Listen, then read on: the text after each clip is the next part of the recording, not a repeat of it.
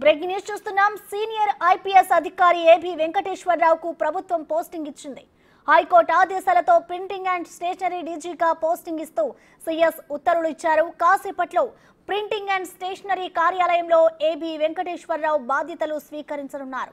నిఘా పరికరాల కొనుగోళ్లలో అవినీతి జరిగిందంటూ ఫిబ్రవరి 8, 2020న ఏబీవీని సస్పెండ్ చేస్తుంది జగన్ సర్కార్. దీంతో సస్పెన్షన్ పై ఏబీ వెంకటేశ్వరరావు క్యాట్ ను ఆశ్రయించారు. క్యాట్ ఉత్తర్వులపై సుప్రీంకు వెళ్లిన ఏపీ సర్కార్కు చుక్కెదురైంది.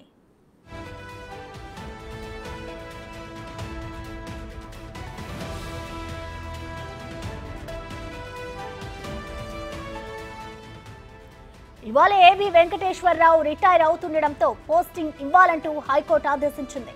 పోస్టింగ్ ఇవ్వకపోతే ఏబీవీ చాలా నష్టపోతారని హైకోర్టు ధర్మాసనం అభిప్రాయపడింది. దీంతో హైకోర్టు ఉత్తర్వులతో మళ్లీ పోస్టింగ్ ఇచ్చింది ప్రభుత్వం. హైకోర్టు నా అప్పీల్ని మన్నించింది, సస్పెన్షన్ కొట్టివేసింది. ఈ రోజున దేశంలో అత్యున్నత న్యాయస్థానం సుప్రీంకోర్టు కూడా అదే విషయాన్ని ధృవీకరించింది. కానీ ఇదంతా జరగడానికి 2 సంవత్సరాల 2 నెలలు పట్టింది. ఇదంతా ఎందుకు జరిగింది? దీనికి కారకులు ఎవరు? ఈ రోజున రాష్ట్ర ప్రభుత్వం, ఆంధ్రప్రదేశ్ రాష్ట్ర ప్రభుత్వం సుప్రీంకోర్టులో ఈ కేసు ఓడిపోవడానికి కారణం ఎవరు? ఏ బావ కళ్లలో ఆనందం కోసం ఇదంతా చేశారు? ఏ సైకో కళ్లలో ఆనందం కోసం ఇదంతా చేశారు? ఏ శాడిస్టు కళ్లలో ఆనందం కోసం ఇదంతా చేశారు? వస్తుంటారు, పోతుంటారు. నా సర్వీసులో 10-12 బ్యాచ్లు చూశా. అలాగే చీఫ్ సెక్రటరీలు వస్తుంటారు, పోతుంటారు. 15-20 మందిని చూశా. కానీ ప్రజలు శాశ్వతం. ప్రజలు రాసుకున్న శాసనం శాశ్వతం. ఆ శాసనం ద్వారా ఏర్పడిన ప్రభుత్వం శాశ్వతం, న్యాయం శాశ్వతం, ధర్మం శాశ్వతం. నేను లోకల్, ఎవరిని వదిలిపెట్టాను. దీనికి సంబంధించిన కంప్లీట్ డీటెయిల్స్ మా associate input editor Ganesh live అందిస్తారు. గణేష్, చెప్పండి, ఐపీఎస్ అధికారి ఏబీ వెంకటేశ్వరరావుకి అయితే ప్రభుత్వం మళ్ళీ పోస్టింగ్ ఇచ్చింది. దీన్ని ఎలా చూడాలంటారు? డీటెయిల్స్ ఏంటి గణేష్? అంటే ఒకే ఒక్క రోజులో ఆయన పోస్టింగ్ తీసుకోవటం, ఈ రోజే ఆయన మళ్ళీ పదవి విరమణ చేయడం అనేది రెండూ జరుగుతుంది. అంటే ఏబీ వెంకటేశ్వరరావు ఇప్పటిది కాదు, దాదాపుగా 2019లో ప్రభుత్వం ఏర్పడిన తర్వాత, అంటే వైఎస్ఆర్ ప్రభుత్వం, వైసీపీ ప్రభుత్వం జగన్ బాధ్యతలు తీసుకున్న వెంటనే ఆయన ఆ రోజున 30వ తేదీన ప్రమాణ స్వీకారం చేస్తే అదే రోజు అంటే ఇంటెలిజెన్స్ చీఫ్గా ఉన్న ఏబీ వెంకటేశ్వరరావుని ఆ రోజు బాధ్యతల నుంచి పక్కకు తప్పించారు. అంటే ఏదంటే వెయిటింగ్ ఫర్ పోస్ట్గా ఆయన్ని పక్కన పెట్టి ఆ తర్వాత కొన్ని రోజులకి ఆయన్ని సస్పెండ్ చేశారు. అంటే ఆ రోజున ఏదైతే ఇంటెలిజెన్స్ చీఫ్గా కొనసాగారో 2014 నుంచి, ఆ సమయంలో ఆయన ఏదైతే కొన్ని ఇంటెలిజెన్స్ సంబంధించిన పరికరాలకు సంబంధించిన కొనుగోళ్లు చేశారో, ఆ నిఘా పరికరాలకు సంబంధించిన కొనుగోలులో అవినీతి జరిగిందనేది ప్రధానమైన ఆరోపణతో ఆయన సస్పెండ్ చేశారు. అంటే దీనిపైన అనేక సార్లు అంటే క్యాట్ దాన్ని కాదని చెప్పింది, తర్వాత హైకోర్టు దాన్ని కాదని చెప్పింది, చివరికి సుప్రీంకోర్టు సైతం దాన్ని కాదని చెప్పింది. అంటే ఇన్ని విడతలుగా అనేక దశల రూపంలో అంటే ఒక ఐపీఎస్ అధికారిని 2 సార్లు అదే కారణాలతో సస్పెండ్ చేయకూడదని చెప్పిన తర్వాత కూడా ఆయన్ని సస్పెండ్ చేశారు. ఇది విరుద్ధం అని చెప్పినా సరే దానిపైన సవాల్ చేస్తూ మళ్ళీ మరోసారి సవాల్ చేస్తూ ఇలాగ అనేక రూపాల్లోన ఏబీ వెంకటేశ్వర సస్పెండ్ చేస్తూ దాదాపు 5 ఏళ్ల పాటు అంటే ఈ ఒక్కరోజు మళ్ళీ స్టాంప్స్ డ్యూటీ ఇచ్చారు. అంటే ముందు ఏదైతే 2019లోన ఆయన్ని బాధ్యతల నుంచి తప్పించారో, అక్కడి నుంచి సస్పెండ్ చేశారో, ఆ తర్వాత మరొక్కసారి మధ్యలో హైకోర్టు ఆదేశాల ప్రకారం క్యాట్ నిబంధనల ప్రకారం ఒక్కసారి మళ్ళీ ఆయనకి మధ్యలో తీసుకున్నట్టు చేశారు. కానీ దాదాపు 5 ఏళ్ల పాటు పూర్తిగా ఏదైతే వైసీపీ ప్రభుత్వం జగన్ సర్కార్ ఉందో, జగన్ సర్కార్లో ఆయన ఒక్కరోజు కూడా సీట్లో కూర్చొనివ్వకుండా చేసిన పరిస్థితులు అయితే మనకు కనిపిస్తున్నాయి.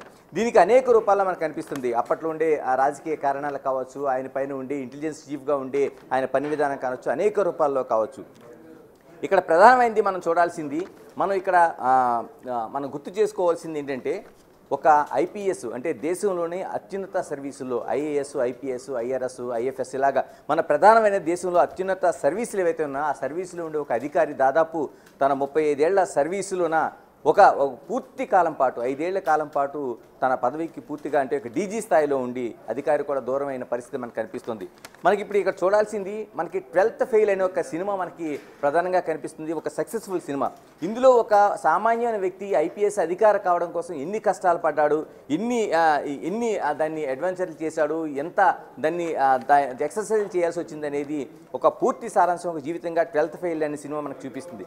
ఇప్పుడు ఏబీ వెంకటేశ్వరరావు జీవితంలో కూడా ఒక ఐపీఎస్ అధికారి అయిన తర్వాత అంటే ఏ విధంగా తను సమస్యలు ఎదుర్కొంటాడు, అయితే తన రూపంలో వచ్చిన సమస్యల్ని ప్రతిబింబిస్తూ అటు తప్పు కావచ్చు ఉప్పు కావచ్చు ఏ విధమైన పరిణామాలు ఉంటాయి, సర్వీసులో ఎంత కష్ట నష్టాలు ఎదుర్కొంటాడు అనేది చూడాల్సిన అంశంగా మనం దీన్ని చూడాలి ఏబీ వెంకటేశ్వరరావుని. అంటే ఇన్నిసార్లు సస్పెండ్ అయిన తర్వాత ఒక 2 సార్లు హైకోర్టుకి, క్యాట్కి, తర్వాత సుప్రీంకోర్టు సైతం ఆదేశాలకి వెళ్ళి తను వచ్చిన పరిస్థితులు అయితే కనిపిస్తున్నాయి. ఇప్పుడు మనం ప్రధానంగా చర్చించుకోవాల్సింది ఆయన ఆ రోజున ఏదైతే సుప్రీంకోర్టు కావచ్చు, హైకోర్టు కావచ్చు, హైకోర్టు ఇచ్చిన ఆదేశాల నేపథ్యంలో చేసిన ప్రకటన అనేది ఇప్పుడు ఆసక్తిగా మారుతుంది. ఈరోజు కొన్ని గంటల్లో ఆయన స్టాంప్స్ అండ్ దీనికి బాధ్యతలు స్వీకరించిన తర్వాత మరి ఇదే రోజు ఆయన అక్కడ బాధ్యతల నుంచి పదవి విరమణ పొందుతారు. అంటే ఆ తర్వాత భవిష్యత్తు ఏంటనేది ఆయన ఆ రోజున చేసిన ప్రకటన, ఇప్పుడే మనం ఆయన చేసిన వ్యాఖ్యల్ని మనం విన్నాం. అంటే నేను లోకల్, ఖచ్చితంగా ఇక్కడ లోకల్గా ఉండేవాడిని, అనేక మంది నేను సిఎస్లను చూశాను, అధికారులను చూశాను, ప్రభుత్వాలను చూశాను, కానీ నన్ను ఇంత ఇబ్బంది పెట్టిన తర్వాత అంటే కేవలం ఆయన చెప్తున్నది ఆ రోజు ఇంటెలిజెన్స్ పరికరాలకు సంబంధించి ఎలాంటి ఆధారాలు లేకపోయినా తను సస్పెండ్ చేసింది, దాన్ని నిరూపించలేకపోయింది, దాన్ని ఆ సస్పెన్షన్ని నిరూపించుకోవడం కోసం మాత్రమే తనకి ఇన్ని సంవత్సరాల కాలం పట్టింది. ఈ రోజు ఒక్కరోజు అంటే ఒక్క 24 గంటల్లో ఆయన ఆ పదవిలోకి వెళ్ళడం, ఆ పదవి నుంచి బయటపడడం జరుగుతుంది. దీనిపైనే ఆయన రియాక్షన్, ఆ రోజు ఇచ్చిన రియాక్షన్ మనం ఒక్కసారి పరిగణలోకి తీసుకుంటే ఏబీ వెంకటేశ్వరరావు భవిష్యత్తు ఏంటి అనేది అతిపెద్ద ప్రశ్నగా మనకు కనిపిస్తుంది. ఆ రోజు వ్యాఖ్యల్ని మన క్రైటీరియాగా తీసుకుంటే ఆయన చెప్పింది, నేను ఆ రోజు నన్ను సస్పెన్షన్స్కి ఏ బావ కళ్ళల్లో, అంటే ఏ సైకో కళ్ళలో, ఏ శాడిస్ట్ కళ్ళల్లో ఆనందాన్ని చూడడం కోసం అధికారులు కావచ్చు, మిగతా వాళ్ళు కావచ్చు, తనను ఈ విధంగా ఇబ్బందులు పెడుతున్నారో వీళ్ళందరినీ వదిలిపెట్టేది లేదనేది ఆ రోజు ఏబీ వెంకటేశ్వర చేసిన వ్యాఖ్యలు. ఈ రోజున ఆయన ఈ ఒక్కరోజు బాధ్యతలు నిర్వహించిన తర్వాత బయటకు వచ్చిన తర్వాత ఏం చేయబోతారు ఆయన అంటే దీన్ని మనం ఎలా చూడాల్సిన అవసరం ఉంది. అటు ఆసక్తికరమైన అంశంగా మొత్తం ఆంధ్రప్రదేశే కాదు, మిగతా తెలుగు రాష్ట్రాల్లో కాదు, మిగతా ఐపీఎస్ సెక్టర్ కావచ్చు, లేకపోతే పోలీస్ సెక్టర్ కావచ్చు, రాజకీయ పక్షాల్లో కావచ్చు, ఒక ఆసక్తికరమైన అంశంగా మనకు కనిపిస్తుంది. ఏబీ వెంకటేశ్వరరావు బయటకు వచ్చిన తర్వాత ఏం చేస్తారు అంటే రాజకీయ పార్టీల్లో చేరుతారా, అంటే ఏదైతే తన సవాల్ చేశారో, ఒక ప్రతిజ్ఞ చేశారో, నేను లోకల్ ఎవరిని విడిచిపెట్టిన ఏకైక పదం ఏదైతే ఉందో ఆయన ఏ రూపంలో ఈ ప్రతిజ్ఞని నెరవేర్చుకోబోతున్నారు, ఏ రూపంలో తను ఈ చేసిన ప్రతిజ్ఞని ఆయన దాన్ని ప్రతిబింబించబోతున్నారు అనేది మనకు అతిపెద్ద ప్రశ్నగా కనిపిస్తుంది. అంటే రాజకీయ పార్టీలో చేరుతారా, లేకపోతే ఆయనే రాజకీయ పార్టీ పెడతారా, లేకపోతే ఏ రూపంలో తను చేస్తారు అంటే ఇప్పుడు ఒకసారి బాధ్యతలు తీసుకున్న తర్వాత న్యాయపరంగా పోరాటం చేయడం, దానివల్ల సాధించేది ఏమీ కనిపిస్తుంది. ఎందుకంటే ఒకసారి ఏదైతే బాధ్యతలు ఈరోజు డీజీగా బాధ్యతలు అప్పగించారు స్టాంప్స్ విభాగానికి సంబంధించి, ఈరోజు ఆయన పదవి నుంచి పదవి విరమణ పొందుతారు, తనకు సంబంధించిన అన్నీ జరుగుతూ ఉంటాయి.